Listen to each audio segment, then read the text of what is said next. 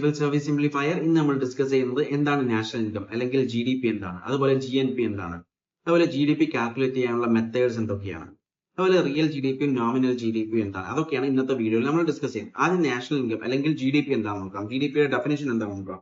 GDPയുടെ definition എന്ന് പറയുന്നത് gross domestic product ആണ്.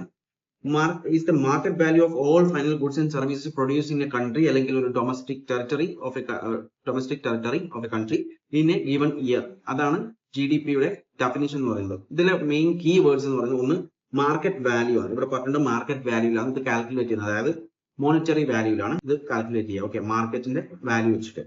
പിന്നെ അതുപോലെ ഫൈനൽ ഗുഡ്സ് ആൻഡ് സർവീസസ് ആണ്. All final goods and services എന്ന് പറയുന്നത്. ഫൈനൽ ഗുഡ്സ് ആൻഡ് സർവീസസ് എന്ന് പറയുന്നത് നമ്മൾ ഇനി റെഡി ടു യൂസ്, നമ്മൾ അടുത്തതായിട്ട് യൂസ് ചെയ്യാൻ വെക്കുന്നത്, അതായത് ഇനി അതിന്റെ മുകളിലൊന്നും ചെയ്യാനില്ല, അത് ഇനി യൂസ് ആവും. ഓക്കെ, അതുകൊണ്ടാണ് ഓൾ ഫൈനൽ ഗുഡ്സ് എന്ന് പറയുന്നത്, അല്ലാതെ ഇന്റർമീഡിയറി ഗുഡ്സസ് അല്ല. അടുത്തത് പ്രൊഡ്യൂസ്ഡ് വിതിൻ എ കൺട്രി, ഒരു കൺട്രിന്റെ ഉള്ളിൽ പ്രൊഡ്യൂസ് ചെയ്യുന്നത്, അതായത് ഒരു ഡൊമസ്റ്റിക് ടെറിറ്ററിന്റെ ഉള്ളിൽ പ്രൊഡ്യൂസ് ചെയ്യുന്ന സാധനങ്ങളാണ്. അതിപ്പം പുറം രാജ്യക്കാർ, അതായത് ഫോറിനേഴ്സ് ഇവിടെ വന്നിട്ട് ഒരു ഫേം തുടങ്ങിയിട്ട് അവർ പ്രൊഡ്യൂസ് ചെയ്ത് കഴിഞ്ഞാലും അതും ഈ GDP കാൽക്കുലേറ്റ് ചെയ്യുന്നതാണ്. ഓക്കെ, അതുപോലെ തന്നെ പിന്നെ ഗിവൺ ടൈം പീരീഡ് എന്ന് പറയുന്നത് 1 year ആണ്, അതൊരു ഫൈനാൻഷ്യൽ ഇയർ ആണ് ഇതിൽ കൂട്ടാറ്. ഓക്കെ, ഇതാണ് GDP എന്ന് പറയുന്നത്. ഓക്കെ, ഒരു കൺട്രിയിൽ എന്തൊക്കെയാണോ പ്രൊഡ്യൂസ് ചെയ്യുന്നത് അതൊക്കെ മോണിറ്ററി വാല്യൂവിൽ അല്ലെങ്കിൽ മാർക്കറ്റ് വാല്യൂവിൽ കാൽക്കുലേറ്റ് ചെയ്യുന്ന ഒരു പ്രോസസ്സിനെയാണ് GDP എന്ന് പറയാം. ഇനി നമുക്ക് GNP എന്താണെന്ന് നോക്കാം. GNP എന്ന് പറയുന്നത് ഗ്രോസ് നാഷണൽ പ്രൊഡക്റ്റ് ആണ്, അതായത് നാഷണൽ പ്രൊഡക്റ്റ്. മറ്റേത് ഡൊമസ്റ്റിക് പ്രൊഡക്റ്റ്, അത് ഡൊമസ്റ്റിക്കിന്റെ. ഇത് നാഷണൽ എന്ന് പറയുമ്പോൾ നാഷൻ എന്നൊരു കൺസെപ്റ്റ് അവിടെ വന്നു, അതായത് നമ്മളെ നാഷനിലുള്ള നമ്മളെ നാഷണൽ സിറ്റിസൺസ് മാത്രം പ്രൊഡ്യൂസ് ചെയ്യുന്ന സാധനങ്ങളാണ്. പക്ഷെങ്കിൽ നമ്മൾ സിറ്റിസൺസ് പ്രൊഡ്യൂസ് ചെയ്യുന്നത് നമ്മളെ കൺട്രിയിൽ മാത്രമല്ല, ചിലപ്പോൾ നമ്മളെ ഇന്ത്യക്കാരെന്ത് ചെയ്യും, പുറം രാജ്യത്ത് പോയിട്ട് അവിടെയും പ്രൊഡക്ഷൻസും കാര്യങ്ങളൊക്കെ നടത്തുന്നുണ്ട്. അപ്പം അതിന്റെ വാല്യൂസും നമ്മൾ ഇത് എന്ത് ചെയ്യണം, ഗ്രോസ് നാഷണൽ പ്രൊഡക്റ്റിൽ ഉൾപ്പെടുത്തണം.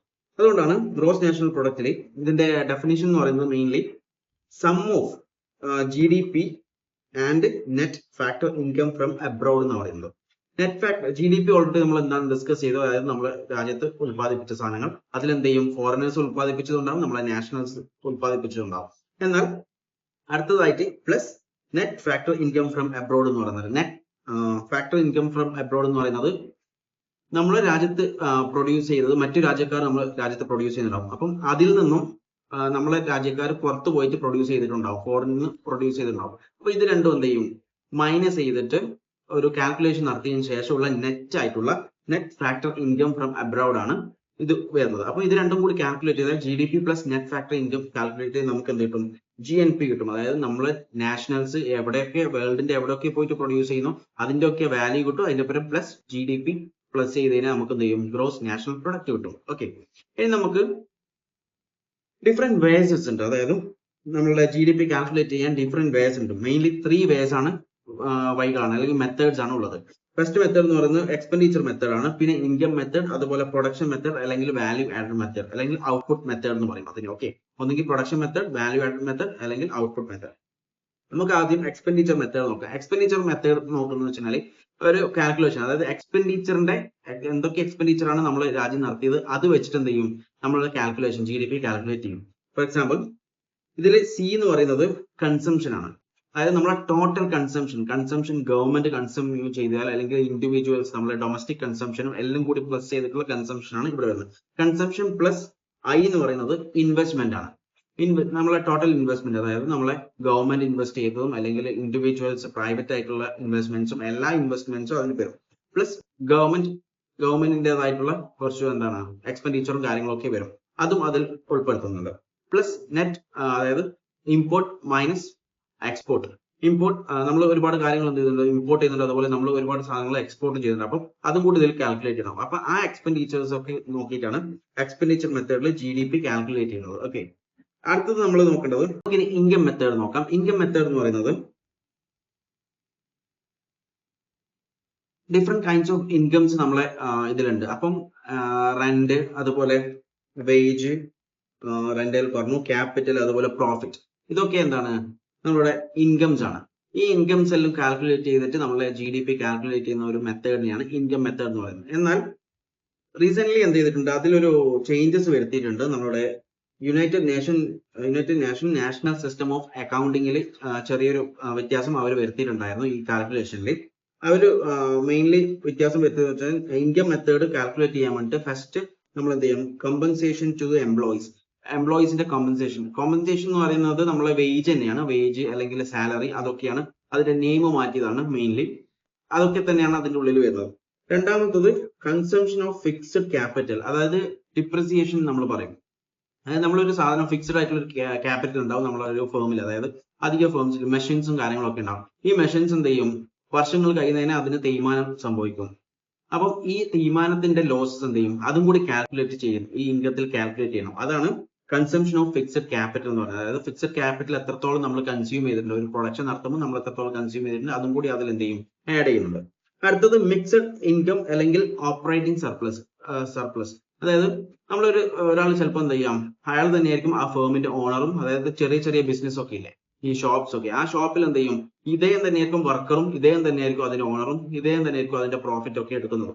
അപ്പൊ എന്താണ്, വർക്കറിന്റെ വർക്കും അവിടെ വന്നു, അതുപോലെ തന്നെ അപ്പം ഏതാണ് ഡിസ്റ്റിംഗ്വിഷ് ചെയ്യാൻ പറ്റില്ല ഏതൊക്കെയാണെന്നുള്ളത്, അതായത് ഇയാൾ വർക്കറാണോ അല്ലെങ്കിൽ അതിന്റെ ഓണർ ആണോ ഒന്നും മനസ്സിലാവില്ല. അതുകൊണ്ട് എന്ത് ചെയ്യും, അതിനാണ് ഈ ഒരു എന്താണ് മിക്സഡ് ഇൻകം എന്ന് പറഞ്ഞ ഒരു ഫോമാറ്റും കൂടി ഇതിൽ കൊണ്ടുവന്നത്. ഈ ചേഞ്ചസ് ആണ് ഇപ്പം ഇൻകം മെത്തേഡിൽ കൊണ്ടുവന്നത്. ഇനി നമുക്ക് ഔട്ട്പുട്ട് മെത്തേഡ് അല്ലെങ്കിൽ മെയിൻലി ഔട്ട്പുട്ട് മെത്തേഡ് തന്നെ അല്ലെങ്കിൽ പ്രൊഡക്ഷൻ മെത്തേഡ് എന്ന് പറയും. ഈ മെത്തേഡ്സിൽ എങ്ങനെയാണെന്ന് പറയുന്നത്, നമ്മൾ ഓരോ സ്റ്റേജസ് ഓഫ് പ്രൊഡക്ഷൻ ഉണ്ടല്ലോ, പ്രൊഡക്ഷന്റെ ഓരോ സ്റ്റേജസിലും മൾട്ടിപ്ലൈ ചെയ്തിട്ട് വരും, ഔട്ട്പുട്ട് മൾട്ടിപ്ലൈ ചെയ്തിട്ട് വരും. നമുക്കിപ്പം ഫോർ എക്സാമ്പിൾ ഒരു കെച്ചപ്പ് ഉണ്ടാക്കുന്നതെന്ന് വിചാരിക്കാം, ടൊമാറ്റോ സോസ്. ഓക്കെ, അപ്പൊ നമ്മൾ ആദ്യം എന്ത് ചെയ്യും, ടൊമാറ്റോ ഫാം ചെയ്തിട്ട് ആ ഫാമർ എന്ത് ചെയ്യും, ഇതൊരു ഫുഡ് പ്രോസസ്സിങ്ങിന് വേണ്ടിയിട്ട് എന്ത് ചെയ്യും, അവർക്ക് വിൽക്കും. അപ്പൊ ഫുഡ് പ്രോസസ്സറിന് ഒരു നമ്മളിപ്പം ടൊമാറ്റോക്ക് ഒരു 10 റുപ്പീസ് വെക്കും. 10 റുപ്പീസ് വെച്ചിട്ട് ഫാമേഴ്സ് കൊടുത്തത്, അതിനുശേഷം ഇവരെന്ത് ചെയ്യും, പ്രോസസ് ചെയ്തിട്ട് അതിന് എന്ത് ചെയ്യും, ഒരു 25 റുപ്പീസിന് വെക്കും. അതിനുശേഷം കെച്ചപ്പ് ഉണ്ടാക്കുന്ന കമ്പനി എന്ത് ചെയ്യും, ഇത് 25 രൂപയ്ക്ക് വാങ്ങിച്ചു, പക്ഷെ അവർ കെച്ചപ്പ് ഉണ്ടാക്കിയിട്ട് എന്ത് ചെയ്യും, 50 രൂപക്കാണ് വെക്കുക. അപ്പം വാല്യൂ ആഡ് ചെയ്ത് വരും. അതുകൊണ്ടാണ് ഇതിനെ വാല്യൂ ആഡഡ് മെത്തേഡ് അല്ലെങ്കിൽ പ്രൊഡക്ഷൻ മെത്തേഡ് എന്ന് പറയുന്നത്. കാരണം പ്രൊഡക്ഷന്റെ ഓരോ സ്റ്റേജിലും എന്ത് ചെയ്യും, ഇത് മൾട്ടിപ്ലൈ ചെയ്ത് വരും. ഓക്കെ, അങ്ങനെ കാൽക്കുലേറ്റ് ചെയ്യുന്ന ഒരു മെത്തേഡിനാണ് ഔട്ട്പുട്ട് മെത്തേഡ് എന്ന് പറയുക. എന്നാൽ ഈ ഔട്ട്പുട്ട് മെത്തേഡിലോട്ട് ഇങ്ങനെ കാൽക്കുലേറ്റ് ചെയ്യുന്ന കിട്ടുന്ന ഈ 50 രൂപ ഞാൻ പറഞ്ഞു, എക്സാമ്പിൾ ആണ്. ഇപ്പം ടൊമാറ്റോ സോസിന് 50 രൂപ വെച്ചു. ഈ 50 രൂപ എന്ന് പറയുന്നത് ഒരിക്കലും എന്താണ്, GDP അല്ല, അത് വെറും എന്താണ്, GVA ആണ്, അതായത് ഗ്രോസ് വാല്യൂ ആഡഡ് മാത്രമാണ്. ഇനി ഈ ഗ്രോസ് വാല്യൂ ആഡഡ് നിന്ന് നമ്മൾ എന്ത് ചെയ്യണം, GDP-യിലേക്ക് ഇതിനെ എത്തിക്കണം. അതിന് എന്തൊക്കെ ചെയ്യേണ്ടതെന്ന് വെച്ചാൽ, ആദ്യം നമ്മൾ GVA അതായത് gross value added at base price കണ്ടുപിടിക്കണം. ബേസ് പ്രൈസ് കണ്ടുപിടിക്കാൻ വേണ്ടിയിട്ട് GVA അറ്റ് ഫാക്ടർ കോസ്റ്റ്, ഈ ഫാക്ടർ കോസ്റ്റ് ആണ് നമുക്ക് ഇപ്പോൾ കിട്ടിയിട്ടുള്ളത്. അതായത് നമ്മൾ ആഡ് ചെയ്തപ്പോൾ നമുക്ക് കിട്ടിയിട്ടുള്ളതാണ് GVA അറ്റ് ഫാക്ടർ കോസ്റ്റ്. അതിന്റെ ഒപ്പം നമ്മൾ production tax minus production subsidies ചെയ്യണം. അതായത് പ്രൊഡക്ഷൻ ടാക്സ് എന്ന് പറയുന്നത് നമ്മൾ ഓൾറെഡി ഞാനൊരു വീഡിയോ ചെയ്തിട്ടുണ്ടായിരുന്നു പ്രൊഡക്ഷൻ ടാക്സ് എന്ന് പറയുന്നത് നമ്മൾ ഉൽപ്പാദിപ്പിച്ചാലും ഇല്ലെങ്കിലും കൊടുക്കേണ്ട ടാക്സസ് ആണ്. അതായത് ലാൻഡ് ടാക്സ് ഒക്കെ നമ്മൾ അങ്ങനെ കൊടുക്കേണ്ടതാണ്. അതുപോലെ തന്നെ പ്രൊഡക്ഷൻ സബ്സിഡി, അതായത് നമുക്ക് പ്രൊഡക്ഷൻ ചെയ്താലും ഇല്ലെങ്കിലും കിട്ടുന്ന സബ്സിഡീസ് ഉണ്ടാവും. ഈ പ്രൊഡക്ഷൻ ടാക്സിന് ഈ സബ്സിഡീസ് നമ്മൾ കുറക്കണം. അങ്ങനെ കിട്ടുന്നതാണ് നമുക്ക് എന്ത് ചെയ്യും, GVA അറ്റ് ബേസിക് പ്രൈസ് കിട്ടും. ഈ ബേസിക് പ്രൈസിൽ നിന്ന് ഈ GDP നമ്മൾ എത്തിക്കണം. അതിനു വേണ്ടിയിട്ട് ഈ ബേസിക് പ്രൈസിൽ നിന്ന് എന്ത് ചെയ്യും, പ്രൊഡക്ഷൻ ടാക്സും അതുപോലെ പ്രൊഡക്റ്റ് ടാക്സും അതുപോലെ പ്രൊഡക്റ്റ് സബ്സിഡി, അതായത് പ്രൊഡക്റ്റ് ടാക്സിൽ നിന്ന് പ്രൊഡക്റ്റ് സബ്സിഡി കുറച്ചിട്ട് അതെന്ത് ചെയ്യും, ഇതിന്റെ ആൻസർ എന്ത് ചെയ്യും, അതായത് ഈ കിട്ടിയ വാല്യൂ എന്ത് ചെയ്യും, GVA ബേസിക് പ്രൈസുമായിട്ട് കാൽക്കുലേറ്റ് ചെയ്ത് കഴിഞ്ഞാൽ നമുക്ക് കിട്ടുന്നതാണ് GDP എന്ന് പറയുന്നത്. അതാണ് ഔട്ട്പുട്ട് മെത്തേഡ്. കൂടുതലായിട്ട് യൂസ് ചെയ്യുന്ന ഒരു മെത്തേഡാണ് ഈ ഔട്ട്പുട്ട് മെത്തേഡ് എന്ന് പറയുന്നത്. നമുക്ക് നോമിനൽ GDP അതുപോലെ റിയൽ GDP എന്താണെന്ന് നോക്കാം. നോമിനൽ GDP എന്ന് പറയുന്നത് ഇതൊരു monetary value of goods and services, അതായത് കറന്റ് ഇയറിൽ ഇപ്പോഴത്തെ പ്രസന്റ് ഇയറിലുള്ള വാല്യൂ വെച്ചിട്ട് GDP നടക്കുന്ന ഒരു പ്രോസസ്സാണ് ഈ നോമിനൽ GDP നടക്കുന്നത്.